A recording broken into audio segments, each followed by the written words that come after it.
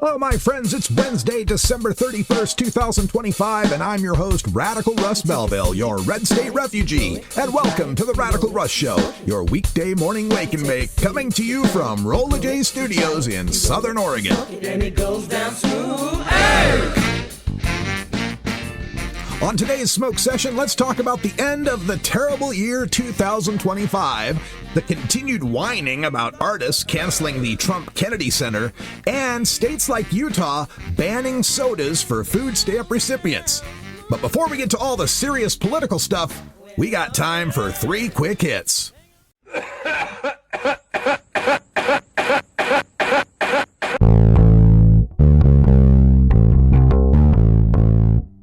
I saw a post come across Blue Sky with interesting data from Waymo. You know, the automated self-driving taxi service they have in large cities like San Francisco. Anyway, the data shows that robo-taxis are significantly safer than the average human driver. Well, I believe that. I've met a few average human drivers.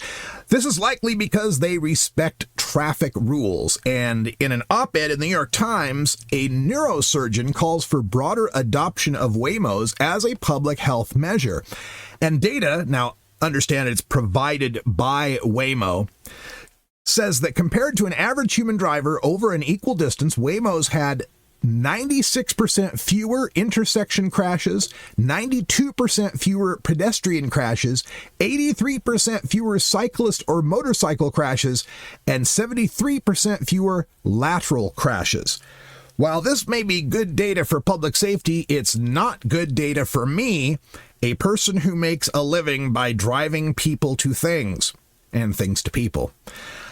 But I can't deny that they are probably safer, although I do wonder about the unintended consequences of adoption of these self-driving robo-taxis. I saw a clip the other day of people stuck in these robo-taxis because they couldn't find the taxis themselves couldn't find their way out. And so these people had to be rescued from them. I've seen the shots of the parking lot at 4 a.m. where all the Waymos are trying to park and they're all honking each other and getting in each other's way. And so I think the AI has some work before we want to fully adopt these self-driving vehicles. And the other thing I think about is the old trolley problem, the old ethical problem. I'm putting a computer in charge of saving my life. Does the Waymo automatically ensure that my safety is its number one priority, or is it assuring that public safety is its number one priority? That is, if the Waymo could swerve in such a way to avoid a wreck that saves my life, but in doing so causes a school bus to go off the road and kill 30 kids, which is the Waymo going to choose? I know the human driver is going to choose to save me, because that's the first instinct of a human, is to save their own life. I don't know that of a computer. So until I get some of those questions answered, I'm not setting foot in one of those self-driving taxis.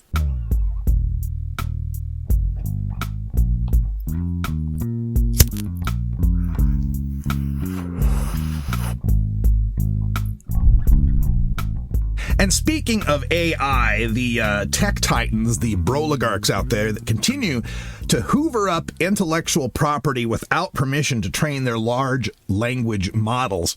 Nick Clegg was asked about this, and he said, quote, "I just don't see how you go around asking everyone first. I just don't see how that would work."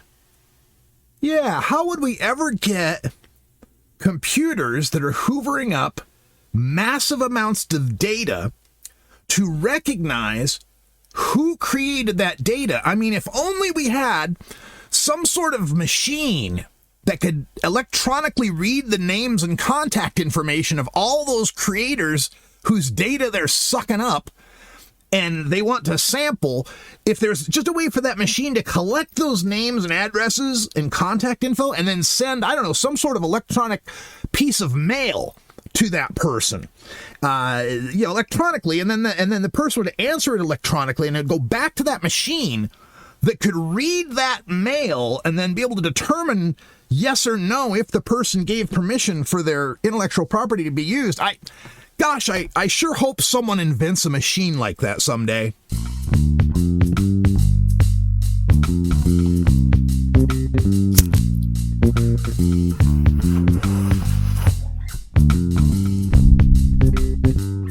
Also, quickly, I just want to offer my defense, which I did on TikTok earlier yesterday, my defense of the self-checkout aisles at the grocery stores.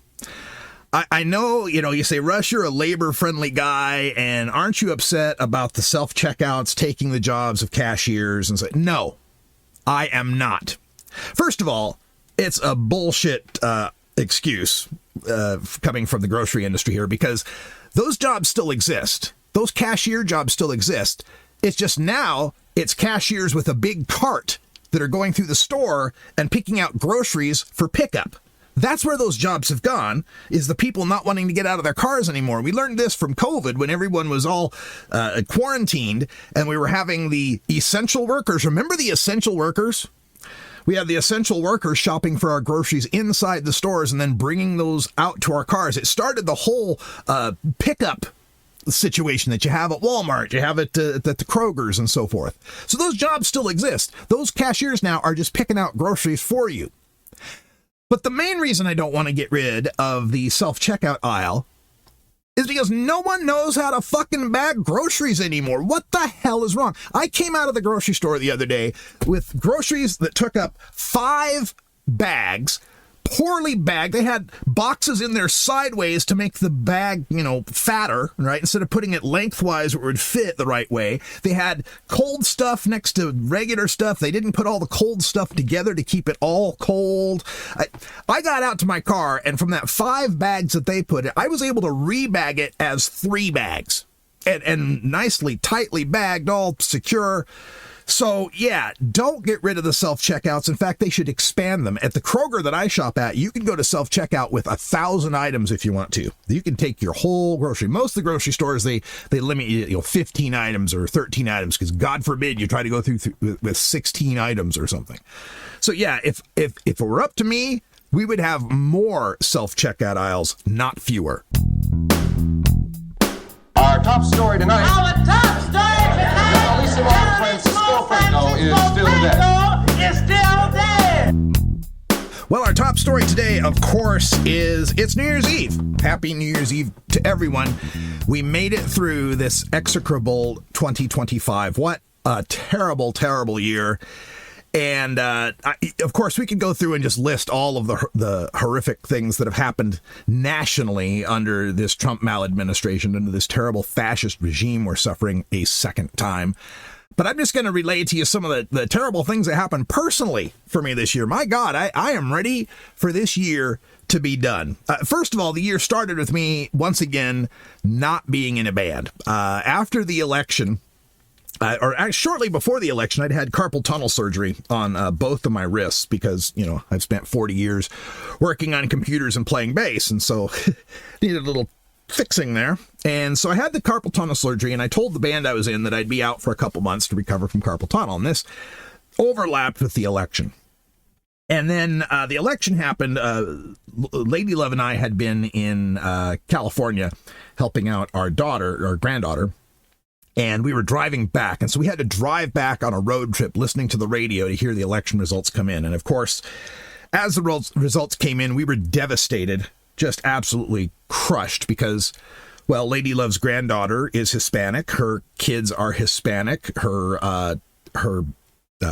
partner, her life partner is Chuk, who's a Pacific Islander, right? So there's all sorts of fear about immigration, naturalization services, ICE, Customs Border Patrol, rolling up on our kids, 21, 22 years old, asking them to show their papers, threatening them with the possibility of being taken away. Who's going to raise their little babies? They've got a 4-year-old, a 2-year-old, and she was pregnant, going to be pregnant. I guess she didn't quite get pregnant until later, like January or so, but regardless, the idea of Trump coming into office and devastating much of my family, which is Hispanic, was very crushing to me. It affected me quite emotionally.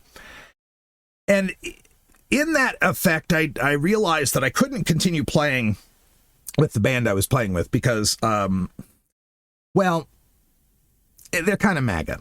They're not exceptionally MAGA, but they're Republican, they're right-leaning.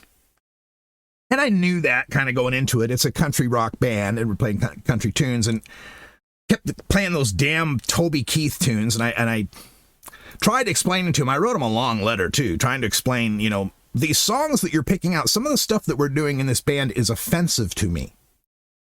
And it's offensive to me because of how I would feel it would offend others. And I don't think they got that, right? Like I tried to explain, playing that Toby Keith song about rah, rah, red, white, and blue, we're going to put a boot up your ass for 9/11 and go bomb a bunch of brown people, how that might feel for some mom who lost a son in the Iraq war for no good reason, right? I tried to explain that. Or another song we played by Big and Rich that had these lines, it was about racism. It was this Pollyannish little song about, I don't see color, I don't care if you're red, blue, black, or pink, right? A stupid ass song. And I complained about that too. I'm like, this is so, I can't even imagine, a black couple come walking in and we're talking about, there's nothing wrong with racism, everything's okay. And I tried to explain it, and I don't think they got it. I don't think conservatives understand, like, I'm not, it's like, I think their feeling is like, well, it's not against you. You're a white guy, you were a veteran, you served, right? What do you... Like, they don't have empathy. These people that just didn't have empathy to understand how it could be offensive to other people. And that whether or not it offends you, the fact that it offends me should be something you take into account, right? Something that matters to you. Like, okay, yeah, we love playing this Toby Keith song. We think it's patriotic. But the one guy in our band who's an actual fucking veteran does not. Maybe we ought not play it. But no, that never happened when I continued playing all those songs. So I realized I had enough, and I was really emotional at the time. So I tried to keep calm. And I tried to text them and say, hey, look, I'm sorry. I'm just not be able to come back to the band after, this delay from my carpal tunnel. And this was with plenty of notice, too, because this is like November, and I had told them I wouldn't come back to the band until January, right? So it's not as if I left them high and dry. They had another guy to play for them. But they kept hounding me in the chat. Well, why? What's going on? What's happening? Why won't you tell us? What's happening? And I kept saying, like, look, it's not the right fit for me. It's not going to work for me. Well, after they needled me, like, we really think you owe us more of an excuse. You got to tell us why. How come you're just leaving us high? Started ragging on me about it. And so I let loose. Ooh, boy, did I let loose. And they probably still have a copy of it. But I was pissed off about it. I started yelling at them, calling them Nazis, and how could you support this fascist, and how dare you want to think that my family ought to be broken up and their babies left, parentless, blah, blah, blah. Right. So it was pretty hectic, pretty extreme breakup. Let's put it that way. I may have just completely blown any chance I have of playing music in this valley, because they're really well connected and well-known people, and this is a conservative valley. They voted for Trump in this valley, so maybe it's not the place for me to play music. So that's how my year started. Right? After being out of music for 20 years and I wanted nothing more to be back in a band. I was so excited and so happy to be performing again, but I just couldn't do it. I couldn't do it. So the year began with me just really upset. Then, shortly into 2025, we started recognizing there was something wrong with our floor. Now, my lady love and I live in a pretty nice RV, but it is an RV. It's a 37-footer, 3 tip-outs, 3 rooms. It is a nice RV, but it's our home. It's where we live. And we were walking around on the floor, and there's spots in the floor where it's like, got some give to it. Like, what's going on here? Then we check in the bathroom and, hey, how come the entire floor is like damp and soggy? And under some more investigation, we determined that, our water heater is cracked. And it had become cracked because there had been a freeze at the mobile home park here that we're living at. Water froze out, and our pipes froze, and so cracks happened in the water heater, and it was leaking all over the floor and making the floor soggy and ruining that as well. So we had to stop using our hot water heater in, I think it was March or April or February, something like that. And we had to go 8 months of this year, 2025, 8 months without hot water in our home. Lady Love was literally having to boil water on the pot or on the stove to be able to get hot water to wash the dishes. The two of us would have to walk across the parking lot to the little clubhouse we have here for the RV park. They've got some showers there. So we take our showers in the little RV park clubhouse, which is fine in the summertime, but as it gets colder, walking back kind of damp sucks, tell you that. But that's because we're poor. We're poor. We don't have credit cards and loans and all that where we can just go, oh yeah, we need a couple grand for a new water heater. Okay, no problem. No, that means having to work and save and work and save. And it took 8 months before I was able to work and save enough for us to get our water heater installed. And so we do have hot water now. God, what a blessing. You don't know what you got till it's gone. But we still have the ruined floor.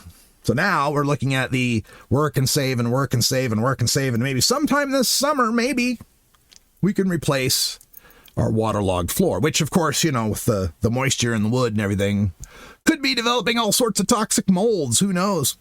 Let's see how that works out.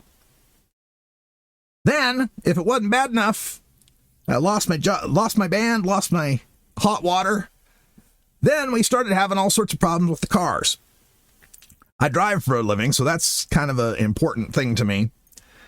I drive a little Chevy Volt, little star-spangled Chevy Volt. You may have seen pictures of it online. And I got a request, I drive things to people and people to things. And I got a request to drive some things to people that was up one of our mountain roads up toward a place called Weimer. So you go up past Rogue River and you head up north. And so it's way up there in the mountains. I finished the delivery and then I got the directions to go back home. And the directions took me across the mountains instead of back down to the river and to the freeway and then back up home. But it apparently found a shortcut. And it was summer. It was a beautiful summer day. I'm like, oh, okay.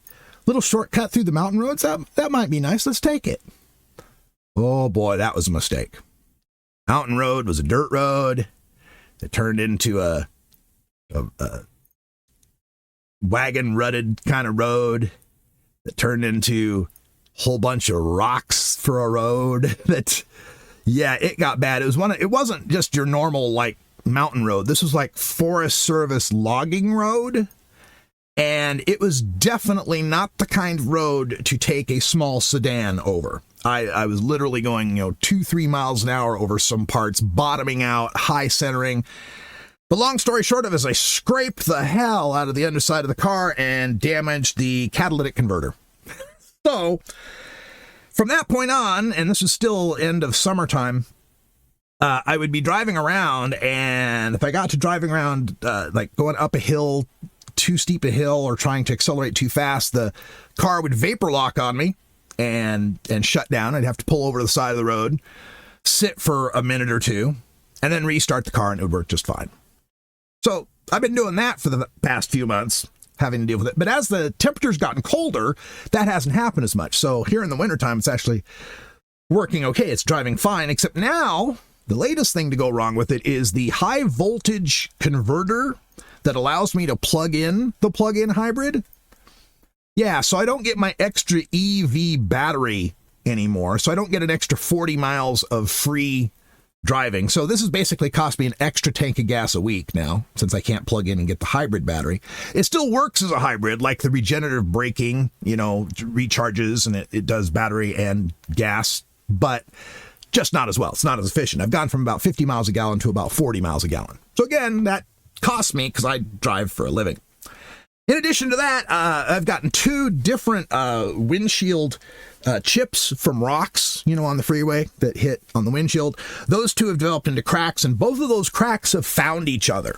So now I've got a crack on the left side of the windshield, a crack on the right side of the windshield, and a crack between them that touches. So got to get that windshield replaced sometime. But again, I can't do that because already my insurance is incredibly expensive per month, like $750 a month, because as much as I drive, I've had some accidents, some little fender benders. I've had people bump into me, run into me. I've replaced a few windshields. So yeah, not looking forward to replacing another windshield and boosting the insurance cost, which again, the insurance cost, as if it wasn't high enough already, is going to go up some more. Because when my car wasn't working for a while, I had it in the shop. I borrowed Lady Love's car, her GMC, to drive around and take things to people and people to things. And that's when I got into a front-end collision at a stoplight, took out the entire front end of her car, just had to have that replaced, and there was a medical issue for some of the people that were in the cars ahead of me, and the entire bill comes up to something like $13,000 on insurance. Of course, we had a $500 deductible, but that means come March, when my insurance gets renewed for this next 6-month phase, it's going to skyrocket once again, because you know me, I'm made of money. So, all of that happening, and then to finish out this terrible year, after all that loss, we have my step-granddaughter Inez getting into her car wreck last week, 5 months pregnant, hitting a tree at 65 miles an hour, being brought into the hospital, who treats her and releases her, says she's fine, says the baby's fine, but then 30 minutes later she's bleeding severely. The hospital won't immediately readmit her. She has to drive all the way to Reno to get immediate service, and by that point, the baby had died. So, a year that starts with losing the band, continues with losing the hot water, losing the floor, losing the Volt, losing the GMC. Well, they're not lost. We just have to pay a lot of money on them. And then losing who would have been my fifth great-grandchild, I should say. It's been a hell of a year, 2025. Good riddance. Listen, my friend, this is a matter of national importance. Well, just following up on the story that I brought you yesterday about all the right-wingers who are freaking out about all of the artists who are canceling at the Trump Kennedy Center. Richard Grinnell, who heads up the center, he posted on X, "The artists who are now canceling shows were booked by the previous far-left leadership. Their actions prove that the previous team was more concerned about booking far-left political activists rather than artists willing to perform for everyone, regardless of their political beliefs. Boycotting the arts to show you support the arts is a form of derangement syndrome. The arts are for everyone, and the left is mad about it." Okay. First of all, the use of the term derangement syndrome. This is the go-to phrase for all these Trumpers to respond to anyone who's angry about what Trump does. Like, you can't be sane and think any disagreement with Trump. You must be deranged. It's a derangement syndrome. As far as the acts being booked by the previous far-left leadership, only booking far-left political activists, you know, far-left political activists, I suppose. Who are they banning here? Let's get some of the names. Yeah, far-left political people like Chuck Red, the drummer and vibraphone player. Yeah, jazz musician Chuck Red, well known in far-left liberal circles, right?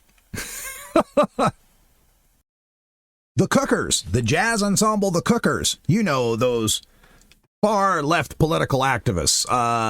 Doug Verone and the Dancers, a dance company from New York. Far-left political activist. Christy Lee, a folk singer from Alabama. Terrible far-left activists. And understand, these people that are boycotting Trump Kennedy Center, this hurts them more than it hurts Trump Kennedy Center. Christy Lee, she says it's going to have a financial impact on her career. Canceling the show hurts. This is how I keep the lights on. Others mentioned it would cost them like $40,000. Hamilton's been canceled, Issa Rae, and more. And okay, so you want to say these folks are all far-left people with Trump derangement syndrome canceling out at the Kennedy Center? Okay, well, then put together your own Kennedy Center thing. You're the far right now. You can book all the far right performers. Go find all the far right jazz musicians. Yeah, go find all the far right jazz musicians and book them. Or you know, you can book some some sort of play. There got to be some sort of play. You could get, I don't know, Scott Baio, Kevin Sorbo, James Woods, Sly Stallone, John Voight. Have them put on Hamlet or something. I don't know. See how the ticket sales turn out then. And then this other, I don't know who this person is, Roma Daravi, who said, quote, any artist canceling their show at the Trump Kennedy Center over political differences isn't courageous or principled. They are selfish, intolerant, and have failed to meet the basic duty of a public artist, to perform for all people. Oh, they're supposed to perform for all people. So I'm really looking forward to Kid Rock and Big and Rich and Ted Nugent at the next GLAAD fundraiser. Or something for the Human Rights Campaign. Or for Black Lives Matter, right? Because public artists have to perform for all people, right? They have to perform for every audience, whether they want to or not, whether they agree with that audience or not, right? Come on now. Public artist has a duty to perform for all people. Well, look, if by public artist, you mean someone whose sole patron is the United States government that covers their entire living expenses and medical care through their retirement and death? Yeah, if we had something like that, actually publicly funded artists, maybe you've got some sort of excuse there to force them to perform for the president. But otherwise, what you're talking about is an artist who's popular with the public, and they got that way through their own private effort. And unfortunately for the right, most artists are empathetic, creative, intelligent people. And empathy, intelligence, and creativity has a well-known liberal bias.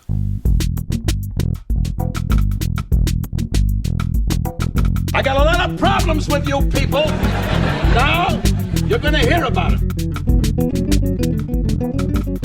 Well, our final story here is one that really makes me mad, and it starts tomorrow, January 1st. There are 5 states of about 18 that have asked, but 5 states on January 1st are making changes to their SNAP program, Supplemental Nutrition Assistance Program, colloquially known as food stamps, food assistance.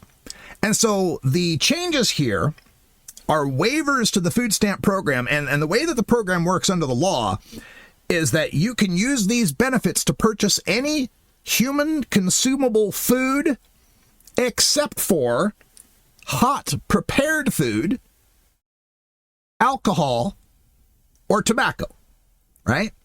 So pretty much anything else that you could eat, you could buy food stamps. Well, the righties, under the direction of RFK Jr., Robert Fuckwit Kennedy, and his brainworm, and their whole MAHA agenda, Make America Healthy Again.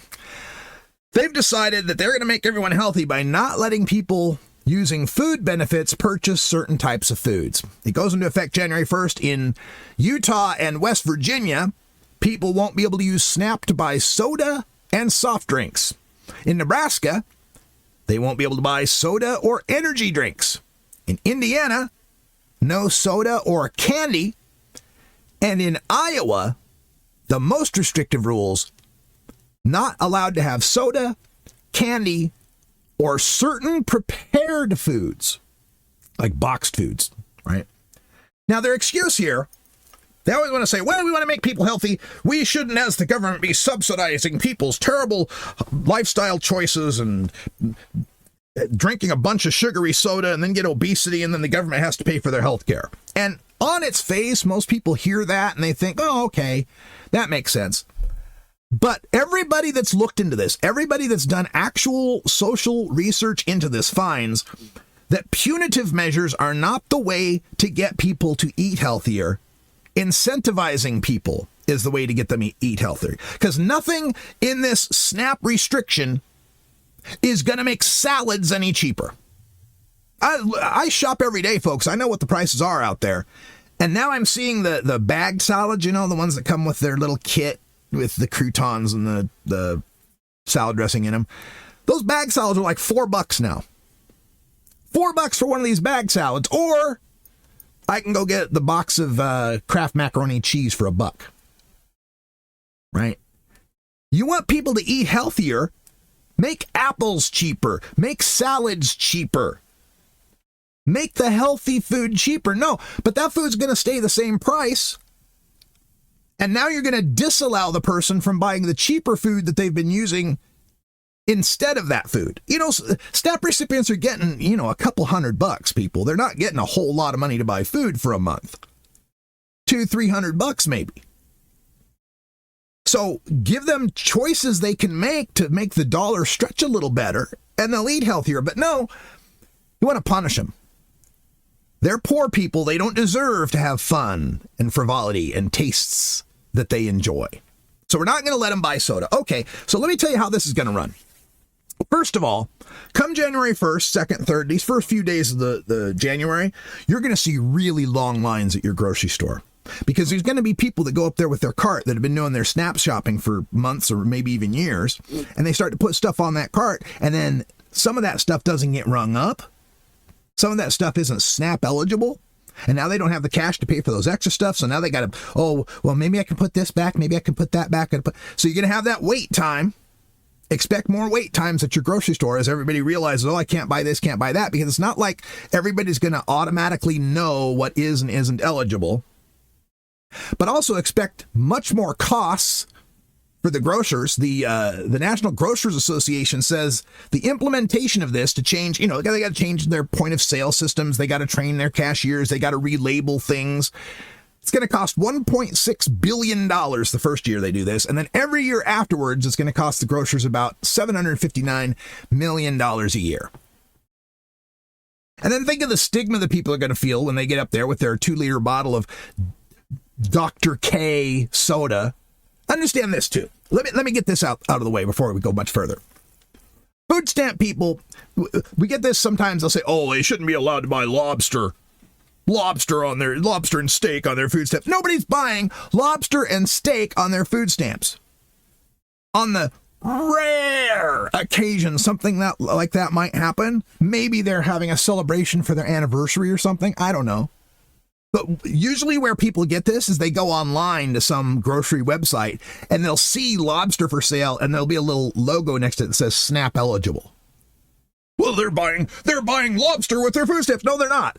They could, but they're not. Okay? Nobody's going to spend $15-20 on a lobster when that's going to buy you 20 boxes of macaroni and cheese to feed the kids, right? Kids don't like lobster anyway. Sorry, that gets me riled up, man. But when people are buying stuff with food stamps, they are buying the cheapest thing they can buy. I know this because I grew up on food stamps. We didn't get Coca-Cola in the 2-liter bottle. You got the Shasta in the 2-liter bottle. You didn't get the Frosted Flakes with Tony the Tiger on the box. You got the Frosted Flakies that came in a bag. You always got the generic thing. You never got the Ore-Ida bag of frozen fries. You got the store brand great value pieces and stubs that got left over after Ore-Ida picked the best stuff out. So poor people are already making a lot of decisions like that to be able to afford what they're going to eat. But okay, you want to take soda off the list, right? All right, so how this works in the Utah law, it bans from SNAP buying any carbonated, flavored, sweetened drink, whether it's sweetened naturally or artificially. Okay, so the person can't buy Coke and they can't buy Diet Coke. Can they buy seltzer water? Those bubbly seltzers. They're flavored, they're carbonated, but they're not sweetened. So I guess those are okay. And then there's all sorts of other drinks out there. How about an Arizona iced tea? One of those big 99-cent cans of Arizona iced tea. Well, it's flavored and it's sweetened, but it's not carbonated, so you can buy that. So this is how everybody's going to have to shop now, is to try to decide which things fit under the gun. And why is an Arizona iced tea full of sugar part of the Maha agenda, but a Diet Coke with no calories isn't? Okay. And then some of these other places, Nebraska, they're going to ban buying candy. You can't have any candy. You can't have any caramels or chocolate bars or candy stuff. Okay, but can I buy sugar? Can I buy flavoring?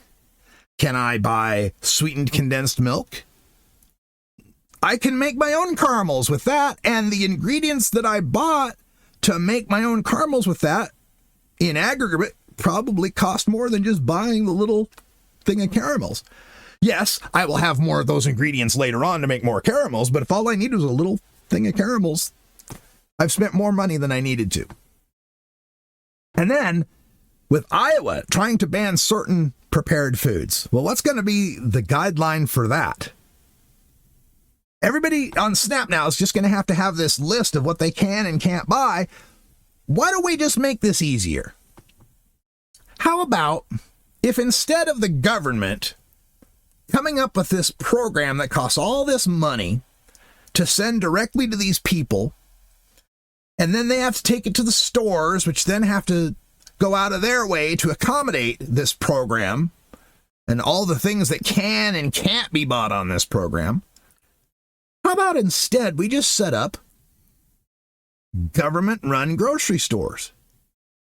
Government-run stores where the only things in there are the things that we deem appropriate for the poor to be able to eat, and only the poor are allowed to shop there, and we allow them to pick up, and we have a specific list of stuff they're allowed to get. You're allowed to get this month, you're allowed to get 2 pounds of ground beef, and you're allowed to get 2 pounds of rice, and you're allowed to have 3 cans of beans. And if you just want to, if you want to patronize these people, you want to infantilize poor people and make all their decisions for them, well, enough of these half measures. Let's just go all the way. Let's set up federal soup kitchens. Everybody needs a meal. You just walk in, get yourself a meal. I'll bet the cost of government-run grocery stores and federal food pantries and government cafeterias, I bet the aggregate cost of all of that would be less than trying to administer this food stamp program and trying to control it on a micro level in 50 different states. I don't know. I think, generally speaking, poor people already have it hard enough, and shame on you Maha people trying to make their lives even harder. You want to make people healthy again, restricting what they can eat and drink, but then you're going to let their measles-infected kid show up to the school and infect your healthy kid. Make it make sense to me. And it goes down smooth. Hey! Well, that's all the time we got this morning for the Smoke Session. The Radical Russ Show is produced, directed, researched, written, recited, posted, and catered by me, Radical Russ Belville, and governed by Creative Commons Share-alike licensing. News, music, video clips, and social media posts are reproduced under fair use copyright laws for commentary and analysis. My main theme is We Love the Herb by Herbal Nation, and interstitial music is by Russ Boom Boom Belville. What's the boom boom for? Boom, boom, boom. Which brings us to our post-credits scene. Oh, just one more thing, sir. I was thinking. I saw a show come across the TV the other day that had a warning on it. It said, "Warning, contains scenes of drugs misuse." Drug misuse? No, that's just regular drug use. That's how you use drugs in that scene. That's how they work. Drug misuse? That would be like injecting cannabis. That would be drug misuse, right? In fact, when it comes to scenes in movies, I can only think of one scene that ever needed a warning about drug misuse, and that was Woody Allen in Annie Hall. Oh, yeah, we have to leave New York during Christmas week, which really kills Albie, me. You know? listen, while you're in California, could you possibly score some coke for me? Sure, I'd be glad to. I'll just put it in a Halloween that I have on my boot. You know? How much is this stuff and stuff? That's about $2,000 an ounce. Really? And what is the kick of it? Which I've never...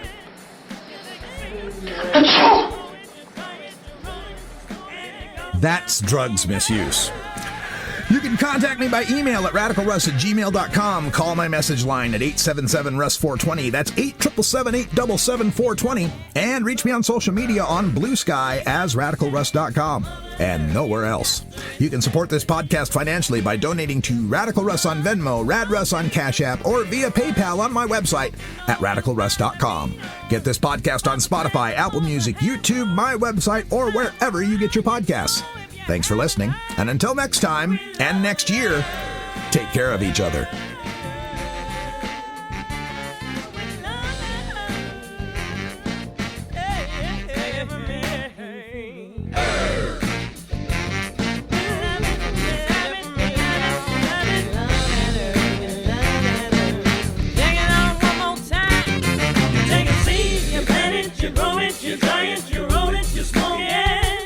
You take a seed, you plant it, you